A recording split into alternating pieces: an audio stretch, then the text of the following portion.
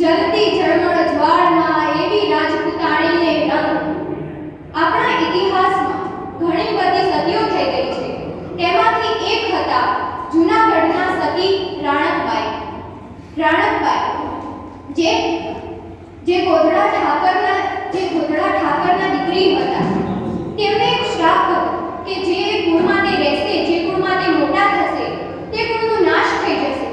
ત્યારે જે રાજા હોય છે, જે વિચારે છે કે હું આ પુત્રીને નહીં રાખું, હું આ પુત્રીને પેટીમાં પૂરીને માર્ગ પર મૂકી દઈશ, ત્યારે જ એક હળવદ નામનો કુંભાર જતો હોય છે માર્ગ પર. તેને તે પેટી જડે છે.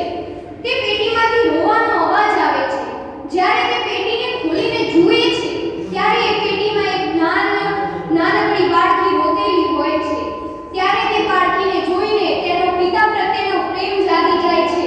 તે બાળકીને લઈને પોતાના ઘરે આવે છે. તે તેનું નામ પાડે છે રાણક દેવી.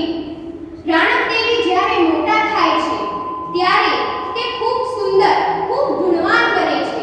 તેમની માટે અલગ અલગ રાજ્યોમાંથી માંગા આવતા હોય છે. જ્યારે પાટણપતિ સિદ્ધરાજ સોલંકી તેમને માંગો મોકલાવે છે ત્યારે તે માંગા માટે હા પાડી દે છે અને પાટણપતિ સિદ્ધરાજ સોલંકી સાથે તેમના લગ્ન નક્કી થઈ જાય છે. ત્યારે જ્યારે આ વાત જૂનાગઢના રાજા રાથેંગારને ખબર પડે છે ત્યારે તે વિચારે છે કે આ એક સુંદર યુવતી તો મારી પત્ની હોવી જોઈએ, ના કે સિદ્ધરાજ સોલંકીની પત્ની હોવી જોઈએ. તે રાથેંગાર રાજા રાણકના ઘરે જાય છે અને રાણકને કહે છે કે તું મારી સાથે લગ્ન કરી લે. પરંતુ રાણક કહે છે કે ના, મારા લગ્ન તો પાટણપતિ સિદ્ધરાજ સોલંકી સાથે થયા છે. ત્યારે તે લગ્નની ના પાડી દે છે. ત્યારે રાથેંગાર બહુ ગુસ્સામાં આવી જાય છે અને તેના ઘરમાં ઘૂસીને તેનું અપહરણ કરી દે છે. ત્યારે જ્યારે તે પોતાના મહેલમાં લઈ જઈને રાણક સાથે લગ્ન કરી દે છે. રાણક રાથેંગારને અપનાવી લે છે, પોતાનો પતિ માની લે છે, પોતાનું સર્વસ્વ માની લે છે. ત્યારે થોડો સમય વીતે છે. આ વાત જ્યારે પાટણપતિ સિદ્ધરાજ સોલંકીને ખબર પડે છે ત્યારે તે ખૂબ જ ક્રોધિત થઈ જાય છે અને ક્રોધમાં પોતાનું સૈન્ય જૂનાગઢ તરફ વાળી લે છે અને પોતાનું સૈન્ય જે એક સમુદ્રને પણ પાછું પાડી દે એવું સૈન્ય લઈને જૂનાગઢના પાદરે પહોંચે છે. ત્યારે રાથેંગારને ખબર હતી કે અવશ્ય પાટણપતિ સિદ્ધરાજ સોલંકી હુમલો કરશે જ. ત્યારે તે એક ઉપરકોટ ચણાવે છે પોતાના મહેલની આજુબાજુ. તે ઉપરકોટનો દરવાજો એવો હતો કે સહસ્ત્ર હાથીઓનું બળ પણ તેને ના તોડી શકે.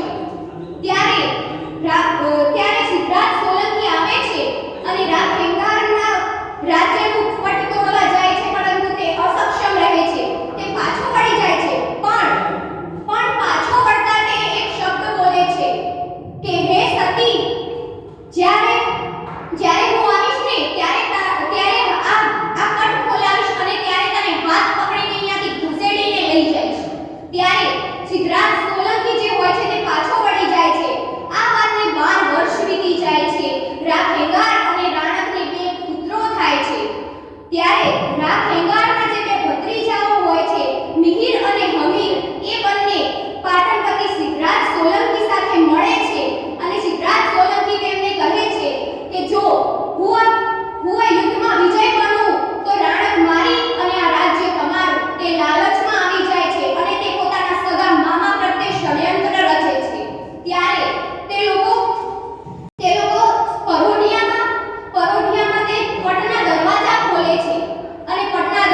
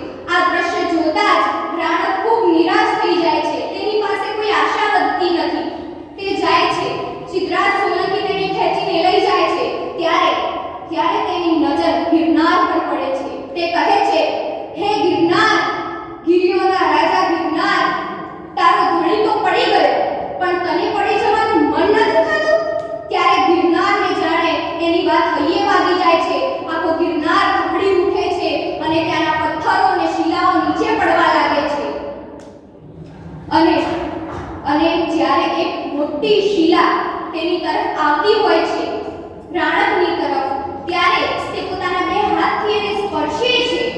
જાણે પર્વતને કોઈ પવિત્ર સ્પર્શ પડી ગયો હોય તેમ પર્વત શાંત થઈ જાય છે, આગળ વધે છે.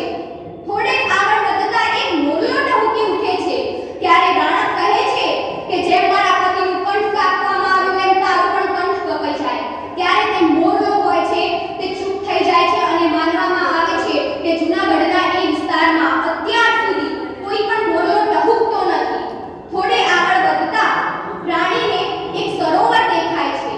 જ્યારે તે સરોવરને જુએ છે ત્યારે સરોવરના કળકળ વહેતા પાણી એના કાનમાં અવાજ કરી જાય છે. તે ક્રોધિત થઈ બોલી ઉઠે છે, જેમ મારા પતિનું લોહી સુકાઈ ગયું એમ તારું પણ લોહી સુકાઈ જાય, એમ તારું પણ પાણી સુકાઈ જાય. સ્વયં વરસાદના રાજા ઇન્દ્ર બી તને ભરી ના શકે. આટલું કહેતા જ તે તલાવડી સુકાઈ જાય છે.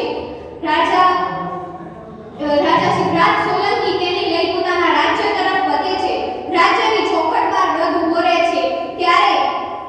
ત્યારે રાણક કહે છે કે ના, હું અંદર નહીં આવું. મારો પતિ મરી ગયો, મારો નાનો દીકરો મરી ગયો, મારે જીવવાની કોઈ ઈચ્છા જ નથી રહી. ત્યારે તે રાજા એને જબરજસ્તી કરીને ખેંચવા જાય છે. ત્યારે તો તે હાથ છોડાવી લે છે. તે બહુ ધમપછાડા કરે છે, પરંતુ રાજા નથી માનતો. ત્યાં તો રાજા એના મોટા દીકરાનું પણ વધ કરી દે છે. આટલું જોતા જ તેનું સતીત્વ જાગી જાય છે અને તે ખૂબ ક્રોધમાં બોલી ઉઠે છે, સિદ્ધરાજ, તે મારા બધું છીની લીધું મારાથી મારું. તે મારું રાજ્ય, મારો પતિ, મારા પુત્રો બધું જ છીની લીધું. પરંતુ હું તારી કદી જ નહીં થઉં.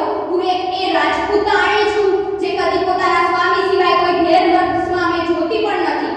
આટલું કહેતા જ ત્યાં બાજુમાં એક જ્વાળા ઉત્પન્ન થાય છે. તે પોતાના પતિનું કપાયેલું સર લઈને બેસી જાય છે પોતાના ખોળામાં. ત્યારે પવનનો એક હલકો ઝોકો આવે છે અને એના પતિની મૂછરડી જે હોય છે તે ફરકી ઉઠે છે. ત્યારે તે કહે છે કે જો મારા પતિના મર્યા પછી પણ મેં એની